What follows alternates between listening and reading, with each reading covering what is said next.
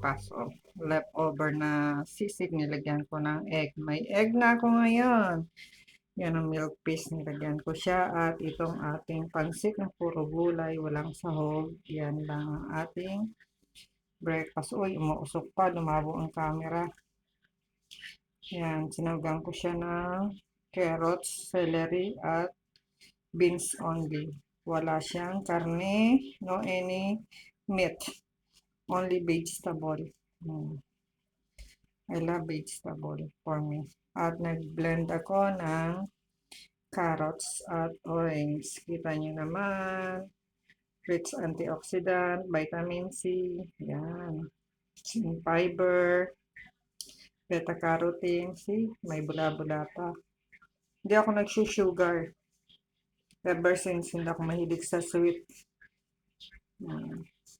Kaya siguro ang normal ang sugar ko. Ayan. Ang ganda-ganda mga ka-friendship. Let's eat breakfast. Stay safe and keep healthy. Hope you like it. This is Reno Rich. Keep follow. Thank you.